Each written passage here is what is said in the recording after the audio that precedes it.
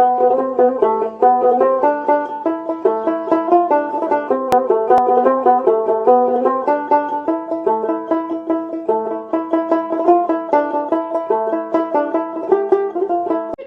My family, তোমরা সবাই কেমন আছো? আশা করছি তোমরা সকলেই ভালো আছো। আর একটা নতুন ভিডিও নিয়ে তোমাদের সামনে চলে আসলাম। তো চলো, সকাল থেকে মানে সকাল বলতে এখন 11:30 বেজে গেছে।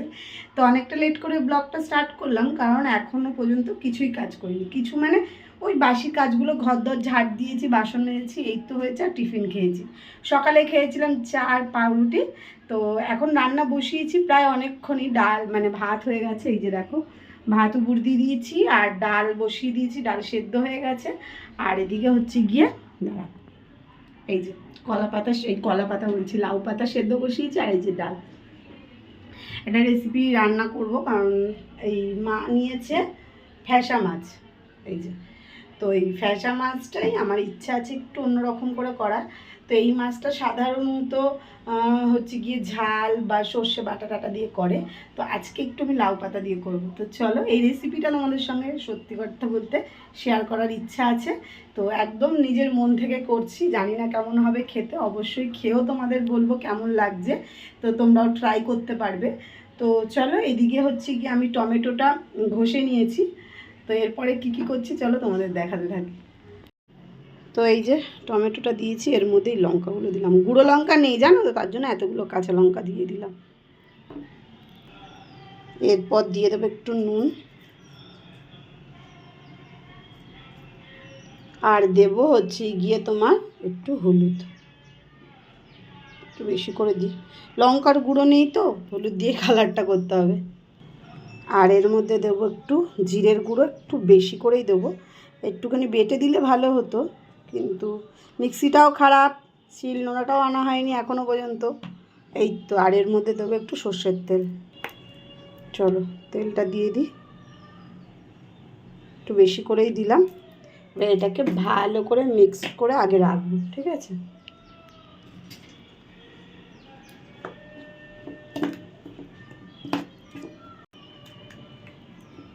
এর মধ্যে একটু রসুন দিলে ভালো হতো, ওই যে মা খাবে না, আবার কি করে দেবো রসুন। তো চলো, এটা কিছুক্ষণ এরকম ভিজুক। আর মাছটা ফ্রিজ থেকে বের করেছে, তার জন্য একটু জল দিয়ে ভিজিয়ে রেখেছি। চলো, এবারে এইটার মধ্যে মেখে কিছুক্ষণ রেখে দেবো একদম, ততক্ষণে ঢ্যাঁড়স ভাজবো।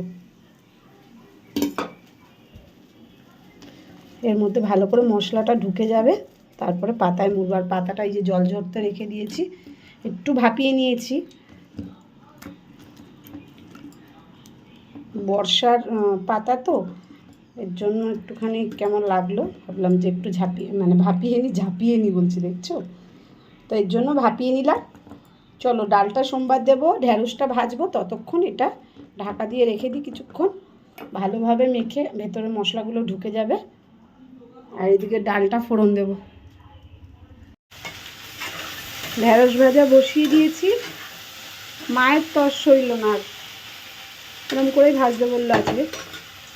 আর এই যে ডাল ভাতটা হয়ে গেছে, এদিকে মা খাচ্ছে।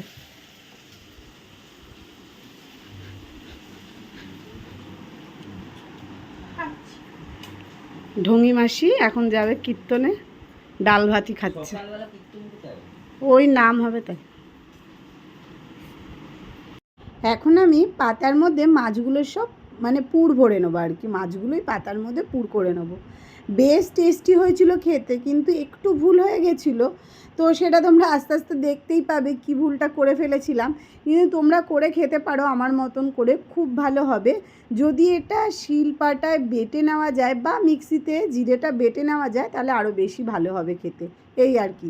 বেশ সুন্দর গন্ধ, লাউ পাতার তো একটা নিজস্ব গন্ধই থাকে, আর এই মাছেরও একটা গন্ধ থাকে। দেখবে এই মাছটা ইলিশ মাছের মতনও খানিকটা করে খেলে কিন্তু ওরকমই লাগে এই ফ্যাসা মাছটা। যাই হোক, এই মিলেমিশে বেশ ভালো হয়েছিল খেতে, কিন্তু ওই একটুখানি ভুল হয়ে গেছিলো, মানে জল বেরিয়ে গেছিলো। তো আমি ভেবেছিলাম কি একটু জোরে গ্যাসটা দিয়ে দিই, জলটা তাহলে কমে যাবে, তো ওর জন্য একটুখানি লেগে গেছিলো।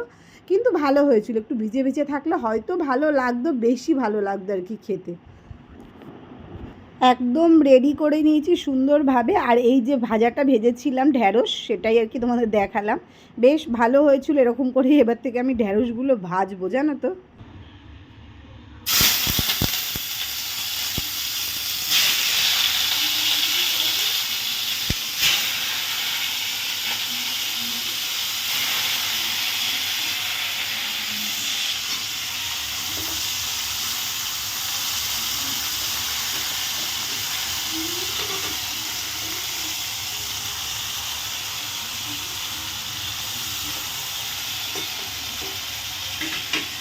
সব মাছগুলো একসঙ্গেই চলে গেছে, এবার ঢাকা চাপা দিয়ে দেবো।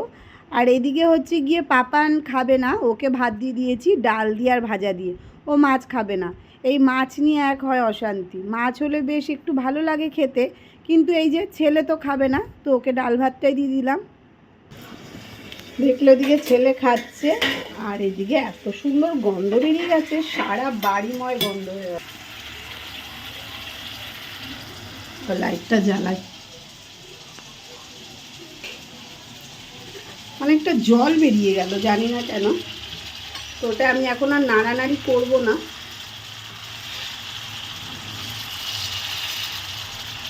একটু পরে জল বেরিয়ে যাওয়ার কারণে গ্যাসটাকে জোরে দিয়েই ভুল করে দিয়েছি। পুরো একদম কি হয়েছে একটু পরেই তোমাদের দেখাচ্ছি। সব লিখবে।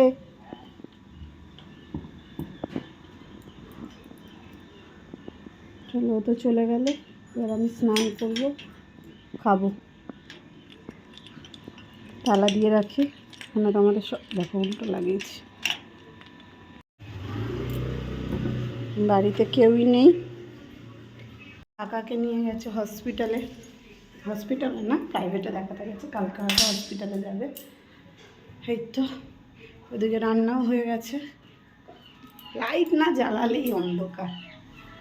দাঁড়া, এই দেখো কড়াটা খুলে তোমাদের দেখাচ্ছি কি অবস্থা করেছি। আসলে কি বলো তো, ভুলে গেছিলাম জোরে দিয়ে, আর পুরো জলটা শুকিয়ে গেছে। জলটা একটু শুকিয়ে গেলেই হতো কিন্তু শুধু, কিন্তু একদম দেখো তলায় লেগে গেছে। তো ভাবলাম এখন নাড়ানাড়ি করলে মাছটা ভেঙে যাবে, তো এটা ঠান্ডা হোক তারপরে মানে ওঠাবো, দেখি তারপরে কেমন লাগে, কি হয় বৃত্তান্ত তোমাদেরকে জানাবো। এই দেখো ভাত নিয়ে বসে পড়েছি। আমি তো ডাল খাই না, মানে ভালো লাগে না আর কি। এই যে ভাজা নিয়েছি আর মাছ নিয়েছি। তো চলো তোমাদের দেখাই কীরকম হয়েছে মাছটা। এই দেখো উল্টালাম, দেখেছো হালকা একদম ধরে গেছিলো, তো এর জন্য গ্রেভিটাও অনেকটা শুকিয়ে গেছিলো। একটু ভিজে ভিজে থাকলে ভালো লাগতো, কিন্তু খেতে কিন্তু খুব ভালো হয়েছিল, জানো তো। এটা যদি আর একটু ভেজা ভেজা থাকতো, মানে লাউ শাকটা একটু যদি সবুজ সবুজ থাকতো, নরম থাকতো, আরও বেশি ভালো লাগতো। আমার কিন্তু মানে ঢ্যাঁড়স ভাজাটাও লাগতো না, এত সুন্দর হয়েছিল এইটা। তো চলো এইটা দিয়ে আগে খেয়ে নিই, যেহেতু ডাল খাবো না। আর ছেলের ডাল হলে কোনো অসুবিধা হয় না, কিন্তু আমাদের আবার মানে আমাদের না, আমার ডাল ভালো লাগে না। কিন্তু এখন দেখছি যে ঢ্যাঁড়স না নিয়ে শুধু মাছটা নিলেই ভালো হতো। ঢ্যাঁড়সটাও ভালো লেগেছে খেতে, কিন্তু মাছটা এত সুন্দর লেগেছিল তোমাদের কি বলবো। আমি একদম অল্প একটু ঢ্যাঁড়স দিয়ে খেয়েছিলাম, ভাতটা পুরোটা ঢ্যাঁড়স দিয়ে মাখিনি, আর হচ্ছে গিয়ে মাছটা দিয়ে খুব ভালো খেয়েছি। অনেকক্ষণ পরে আসলাম তোমাদের সামনে, তো একটুখানি কাজ করছিলাম। ছেলে এসছে, খাইনি এখনও, স্কুল থেকে চলে এসছে পরীক্ষা দিয়ে। টিভি দেখছিলাম এতক্ষণ, আর টিভি দেখতে দেখতে হুট করে মাথায় আসলো যে চলো একটা কাজ সেরে নেওয়া যাক। তো চলো কী কাজ সারলাম সেটা তোমাদের দেখাই। এই দেখো মানি প্ল্যান্ট গাছগুলো এইখানটায় রেখেছি। এই দুদিকে দুটো, এদিকটা একটু কম হয়ে গেছে, এখানে একটুখানি গাছ এনে লাগিয়ে দেবো।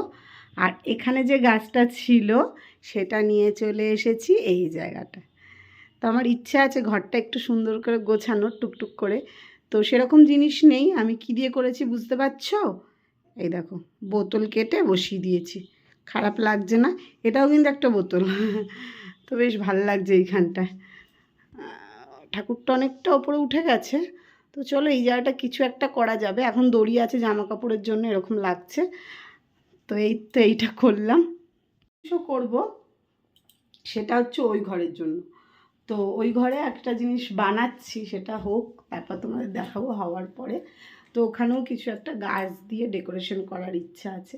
তো দেখি কত দূর কী হয়, তারপর তোমাদের সঙ্গে শেয়ার করব। তো চলো, এই তো বিছানার অবস্থা খুব খারাপ, শুয়েছিলাম, এগুলো সব গোছাবো। আর ছেলে আসলে খাইয়ে দেবো, কালকেও পরীক্ষা আছে, পড়তে বসবে তারপরে। তো চলো, সন্ধে হয়ে গেছে, এদিকে ছেলে খেলে চলে এসছে, আর দেখতে পাচ্ছ স্নান করে উঠেছে। যেহেতু খেলে না পুরো ঘেমে যায়, তো ওর জন্য এই বিকেলবেলাটাও একবার করে স্নান করে। ওর মোটমাট 2বার স্নান তো হয়। তো এই তো এখন বসেছে, সন্ধে দেওয়া হয়ে গেছে। তো আমি বললাম যে দাঁড়া আমরা চাটা খেয়ে নিই, তারপরে হচ্ছে কি তোকে খাবারটা দিচ্ছি, মানে ওই যে ভাত খাবে আর কি।